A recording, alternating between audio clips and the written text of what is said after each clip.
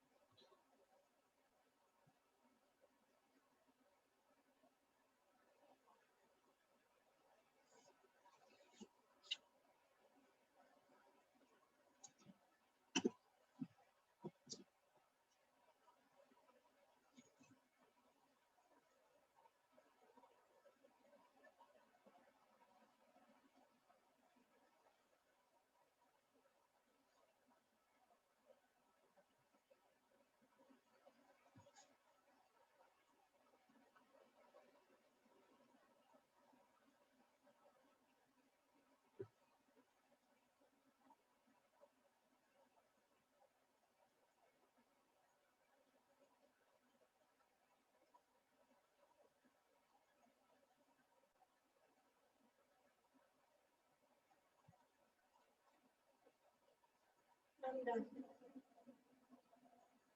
And is it okay if I mail them to you? Okay. So now, once we are done with this, okay, we will be looking at the disadvantages of series and parallel, what is good and what is bad for us. ठीक है, जब हम इन दो को पढ़ रहे हैं तो हमें ये पता भी होना चाहिए कि हमारे लिए क्या अच्छा है क्या बुरा है। तो जब हम सीरीज की बात करते हैं, क्योंकि ये आपस में सारे कनेक्टेड हैं, तो सबसे बड़ा ड्रॉबैक हमारा ये रहता है सीरीज सर्किट के अंदर कि मान लो कि अगर हमारा कोई एक इलेक्ट्रिकल अप्लायंस में दिक्कत हुई, मान लो R1, R2, R3, ठीक है, ये तीन मेरे इलेक्ट्रिकल अप्लायंसेस हैं, लेकिन सब मैंने आपस में सीरीज में कनेक्ट कर रखा है पूरा सर्किट अपने घर का। ठीक है, अब मान लो मेरी फ्रिज चलनी बंद हो गई, R1 मेरी फ्रिज है, R2 मेरा एसी है, R3 मेरा टीवी है। अब मैंने सबको सीरीज में लगा दिया, सारा कनेक्शन जो मेरा मेन मीटर से है, ठीक है, वो सारा मेरा पूरा सीरीज में है। अगर मेरी फ्रिज काम करना बंद कर जाए, मेरी फ्रिज खराब हो जाए, या फ्रिज के सर्किट के अंदर या उसके रजिस्टर के अंदर या उसके तारों में आग लग जाए, तो क्या होगा? अगर कुछ भी डिफेक्ट आता है तो मेरा एसी काम नहीं करेगा, मेरा टीवी काम नहीं करेगा, तो मेरे सारे अप्लायंसेस क्या हो जाएंगे? बंद हो जाएंगे खुद ब खुद। ठीक है। दूसरा ड्रॉबैक ये आता है क्योंकि सबका मेन स्विच एक ही है ना, अब मैं एक को बंद करना चाहूंगी तो मेरे सारे बंद होंगे। ये दूसरा ड्रॉबैक है कि कोई भी एक सर्किट को आप या एक रजिस्टर को आप ऑन नहीं रख सकते। तीसरी चीज क्या है, हर अप्लायंस को सेम वोल्टेज नहीं मिलेगा। ठीक है, जो मेन हमारे घरों में पावर सप्लाई आती है ना वो 220 वोल्ट की आती है, आप इसको लिख के रख लो। जो हमारे घर में पावर सप्लाई होती है वोल्टेज की वो 220 वोल्ट होती है। ठीक है, और हर एक अप्लायंस को वो सेम वोल्टेज नहीं मिल पाएगा क्योंकि हमने सीरीज में क्या कहा, हमारा पोटेंशियल डिफरेंस यानी कि हमारा वोल्टेज जो है वो डिफर करता रहता है, वेरी करता रहता है ना। तो एक ड्रॉबैक क्या है, हो सकता है वो वोल्टेज कम आने की वजह से हमारा कोई अप्लायंस खराब हो जाए, या कोई अप्लायंस हमारा ऐसा हो जिसके अंदर वोल्टेज ज्यादा की जरूरत नहीं है लेकिन उसमें ज्यादा आ गया तो वो भी खराब हो जाएगा, है ना। तो वोल्टेज हमारा बढ़ती कम अनइक्वल ही जाता है। फिर जो हमारा रेजिस्टेंस है ओवरऑल सर्किट का वो इंक्रीज हो जाएगा। कैसे, क्योंकि हमारा जो करंट है सप्लाई है वो लो है, right. Sorry, what I just said, या सॉरी, करंट तो इक्वल है क्योंकि जैसे मैंने बोला करंट जो था वो सारा का सारा टोटली पास हो रहा था, है ना। तो वो सारा करंट जब जाएगा तो उसकी वजह से क्या होगा, करंट बढ़ रहा है तो रेजिस्टेंस क्या हो जाएगा, लो हो जाएगा। हमने ओम्स लॉ में यही पढ़ा था, करंट बढ़ेगा तो रेजिस्टेंस कम हो जाएगा। तो हमारा सीरीज में ये दिक्कत होती है कि करंट के बढ़ने की वजह से क्या हो जाता है, हमारा रेजिस्टेंस लो हो जाता है। फिर जब हम एडवांटेजेस हैं हमारे पैरेलल कनेक्शन की, एज सच कोई डिसएडवांटेज नहीं है। पैरेलल कनेक्शन का सबसे पहला एडवांटेज ये है कि अगर एक अप्लायंस ने काम करना बंद कर दिया तो बाकी वर्क करते रहते हैं, जैसे कि मैंने आपको पिक्चर में भी दिखाया था। अब मान लो ये मेरे 3 अप्लायंसेस हैं, ठीक है, तो मेरा ये वाला अप्लायंस काम नहीं कर रहा R1, तो मैं क्या करूंगी, यहाँ पे तो करंट आ रहा है ना, यहाँ पर भी करंट आ रहा है, राइट। तो मेरे ये दो R2 R3 अफेक्ट नहीं हो रहे इससे, मेरे अप्लायंसेस क्या हो है अपने आप वर्क कर रहे हैं, किसमें, पैरेलल कनेक्शन में। और उसके बाद दूसरी चीज क्या है, हर अप्लायंस का अपना खुद का स्विच होगा, ठीक है, तो वो हम उसको बंद भी कर सकते हैं खोल भी सकते हैं, तो वो इंडिपेंडेंटली वर्क कर सकता है। हमारे घरों में जितने भी कनेक्शन होते हैं वो सारे पैरेलल में वर्क करते हैं, हम कभी फ्रिज बंद कर देते हैं, हम कभी पंखा बंद कर देते हैं, है ना, राइट। कभी हमने टीवी बंद कर दिया, कभी एसी बंद कर दिया, तो सबके कनेक्शन अलग अलग होते हैं, लाइक सबके जो स्विचेस हैं वो अलग अलग होते हैं, तो वो सब पैरेलल में कनेक्टेड होते हैं। I hope this much is clear. Yes, ma'am. Then when we talk about heating effect of electric current, तो बेसिकली क्या है कि जब हम करंट पास करते हैं तो उसके अंदर गर्मी पैदा होती है। जब हम एनर्जी लॉ की बात करते हैं, कंजर्वेशन ऑफ एनर्जी की बात करते हैं, तो हम ये बोलते हैं कि एनर्जी ना तो क्रिएट हो सकती है ना डिस्ट्रॉय हो सकती है, लेकिन वो एक फॉर्म से दूसरे फॉर्म में जा सकती है। अब हमारा जो करंट है वो एक फॉर्म से दूसरे फॉर्म में जा सकता है, तो वो करंट एनर्जी, वो इलेक्ट्रिकल एनर्जी हमारी डिस्ट्रॉय नहीं हो रही। जब ट्यूबलाइट जलाए रखोगे तो क्या होगा, ट्यूबलाइट गर्म हो जाती है, टीवी ज्यादा देर चलता रहेगा, टीवी गर्म हो जाता है, मोबाइल फोन ज्यादा देर चार्ज होगा तो मोबाइल फोन गर्म हो जाता है। Still left the meeting. Yeah.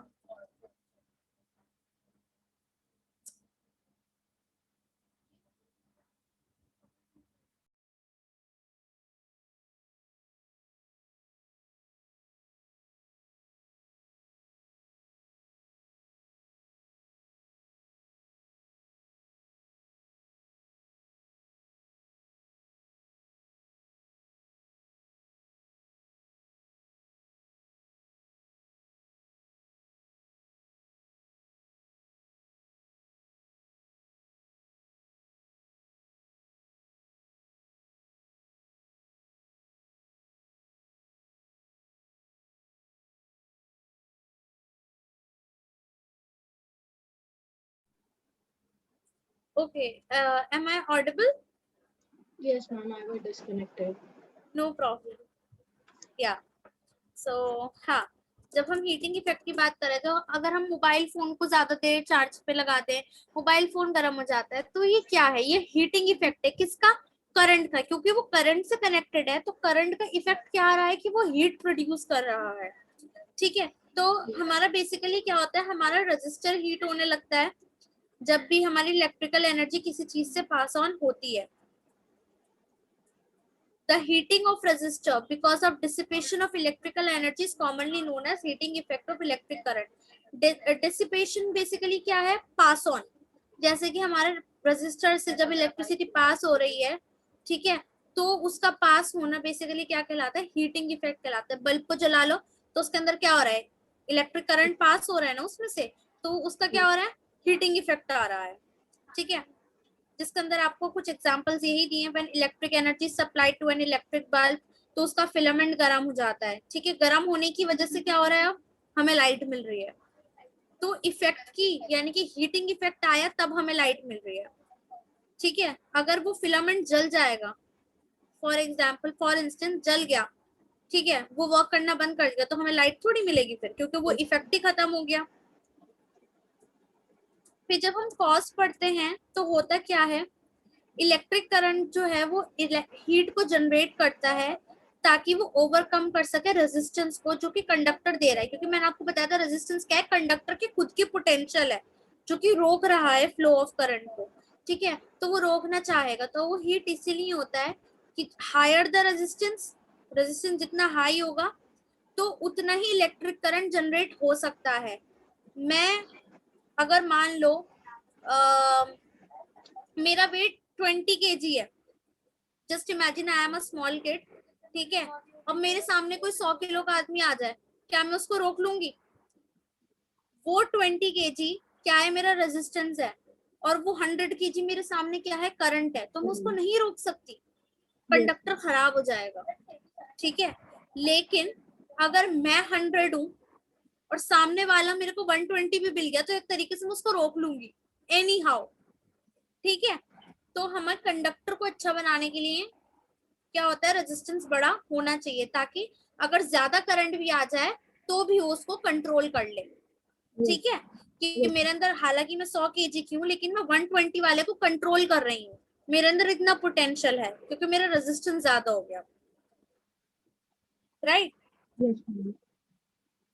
जिसके अंदर हम जूल्स लॉ ऑफ हीटिंग पढ़ेंगे। I don't want to start with Joule's law of heating. इसके अंदर वैसे कुछ भी नहीं है, वो जो हमने करा था ना, work done is equals to potential difference into charge, बस वही फॉर्मूला है। तो यही था जूल्स लॉ ऑफ हीटिंग, जिसके अंदर जूल्स ने अपनी एसआई यूनिट हमारी वर्क डन की जूल्स थी। तो इसमें क्या दिया है? इलेक्ट्रिक करंट आई है जो कि एक रजिस्टर जिसका रेजिस्टेंस आर है उससे फ्लो कर रहा है, तो पोटेंशियल डिफरेंस रजिस्टर का वी हो जाएगा। अब जब हम करंट की बात कर रहे हैं, करंट फ्लो हो रहा है यानी कि उसके अंदर चार्जेस फ्लो हो रहा है, बेसिकली मूवमेंट ऑफ चार्जेस हो रही है। तो वो चार्ज जो है वो टाइम टी में हो रहा है। तो क्या होगा, उस चार्ज को मूव कराने के लिए जो कि कुछ पोटेंशियल डिफरेंस पे है, तो हमें कितनी मेहनत लगेगी? यानी कि एक पोटेंशियल डिफरेंस आपको है और आप उस चार्ज को मूव करा रहे हो, तो आपने कितनी मेहनत करी, यानी कि कितना वर्क डन करा। Is that okay? तो ये वर्क डन आपको निकालना है और इसकी यूनिट होती है जूल्स। तो जब हम पावर इनपुट की बात करेंगे कि उसकी पावर क्या है, तो power is equals to work done upon में टाइम। और वर्क डन का क्या फॉर्मूला होता है? V यानी कि potential difference multiply by charge upon में टाइम हमने यहां से लिया है। Is that okay? तो हमारा पावर का एक फॉर्मूला तो ये बन जाता है, P is equals to VT। ठीक है, इसी को अब हम देखो खोलते चले जाएंगे, एक्सपैंड करते जाएंगे।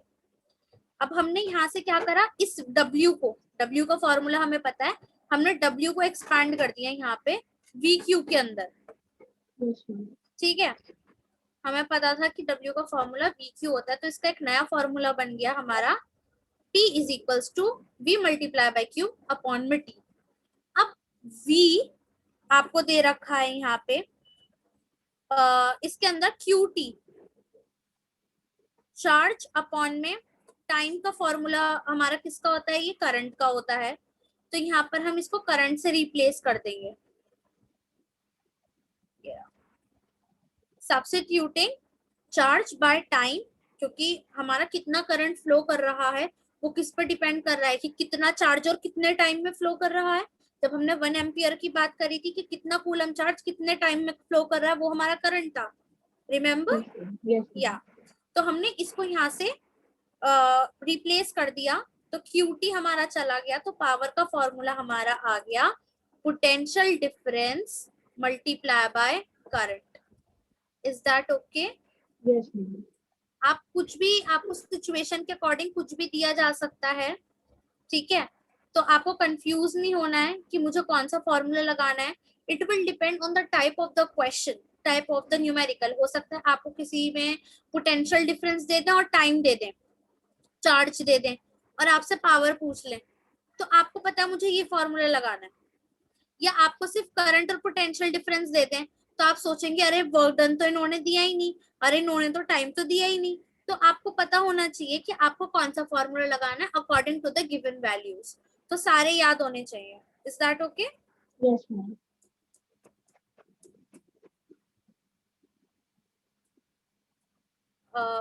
ये वाला जो पार्ट है, uh, इसको भी चलो देख ही लेते हैं। अब हमें पता है कि इलेक्ट्रिकल एनर्जी जो सप्लाई हो रही है वो एक पर्टिकुलर टाइम के लिए हो रही है, ठीक है? तो हमने क्या करा, हम इक्वेशन को अपने अकॉर्डिंगली मॉडिफाई कर रहे हैं। यहाँ पे हमने दोनों तरफ इसको टाइम से मल्टीप्लाई कर दिया। अब देखो हमने दोनों तरफ क्यों करा, क्योंकि जब हम खुद से कुछ चीज करते हैं ना, तो हम दोनों साइड पे करते हैं। जैसे कि मैथ्स में होता है ना, ताकि उनका जो इफेक्ट है वो नल्लीफाई हो जाए, आपस में वो इधर उधर से कट जाए, तो उनका फिर कोई यूज नहीं बचता।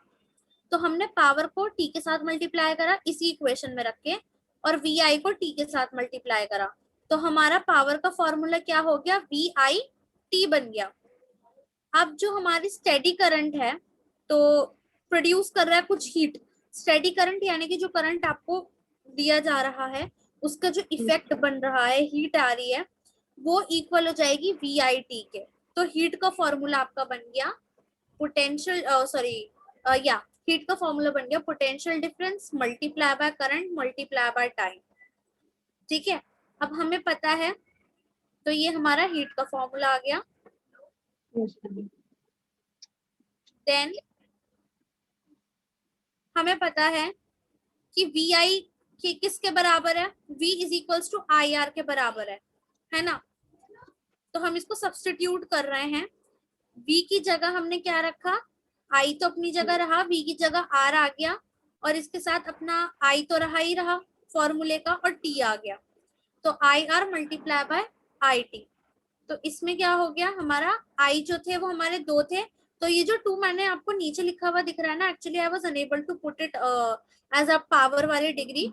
तो जस्ट कीप अ नोट कि हीट का फॉर्मूला बन जाएगा I square R small T, यानी कि 2 करंट हो गए, करंट का स्क्वायर हो गया, एक रेजिस्टेंस हो गया और एक टाइम हो गया, ठीक है?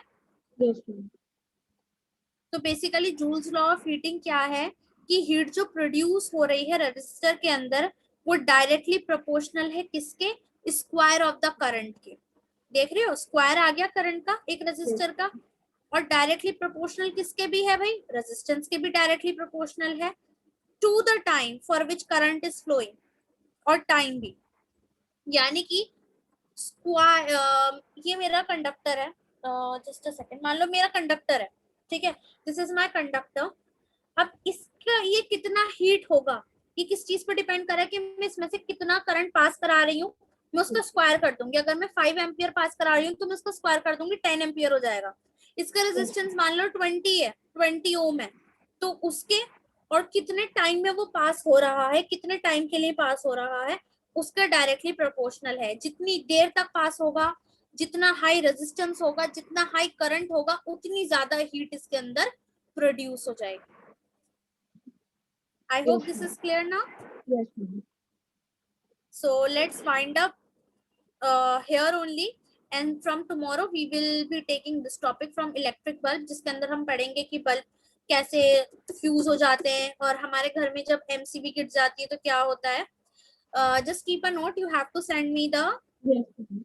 yeah, either you can mail me or you can just WhatsApp me Yes. previous class work and today's class work. Is that okay? Yes, ma'am. Okay. Bye bye, Asta. Have a nice Bye. day. Thank you, ma'am.